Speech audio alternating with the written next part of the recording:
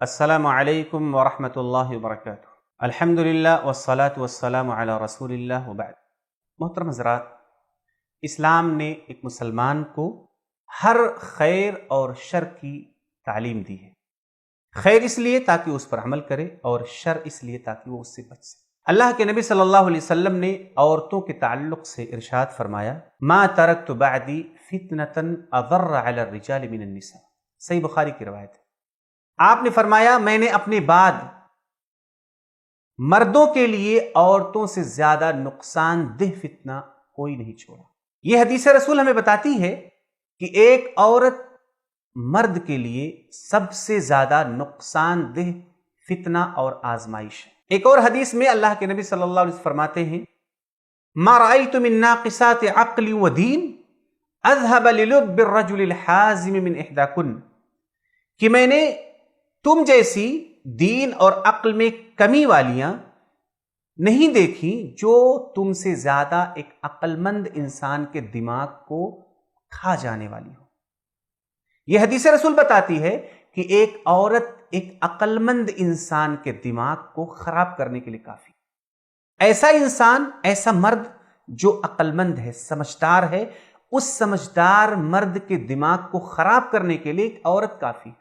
حالانکہ اس عورت کا دین بھی کم ہے، اس عورت کی عقل بھی کم ہے، اگر اس کے سامنے کوئی کمزور مرد ہے تب تو وہ اسے پوری طرح سے برباد کرنے کی صلاحیت رکھتا ہے۔ یہ ساری تنبیہات اللہ کے نبی صلی اللہ علیہ وسلم نے اس لیے دی ہیں تاکہ ایک مرد عورت کے فتنے سے اپنے آپ کو بچا کر رکھے، اپنے آپ کو سنبھال کر رکھے۔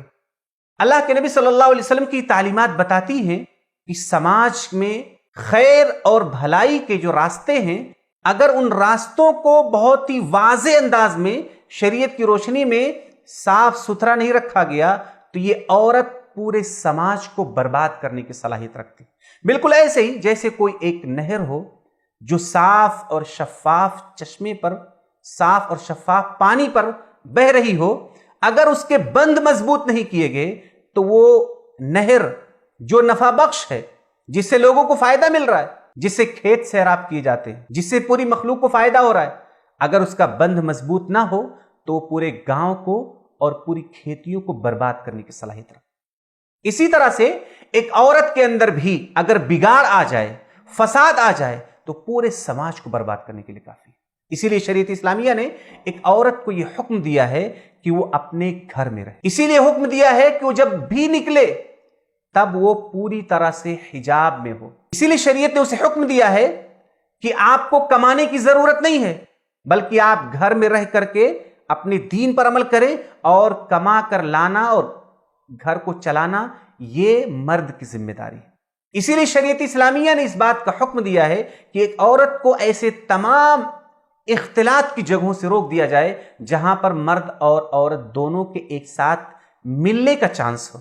حتیٰ کہ اگر وہ مسجد میں بھی آئیں یا عیدگاہ میں بھی جائیں تب بھی ان کے لیے نماز پڑھنے کا، ان کے نکلنے کا، ان کے داخل ہونے کا انتظام پوری طرح سے الگ کر دیا جائے۔ اس لیے کیونکہ شریعت نے اس بات کی ضمانت دی ہے کہ اگر آپ عورتوں کو اسلام کی تعلیم کی روشنی میں رکھیں گے تو یہ عورت اس دنیا کی سب سے بہترین متاع ہے، سب سے بہترین متاع ہے۔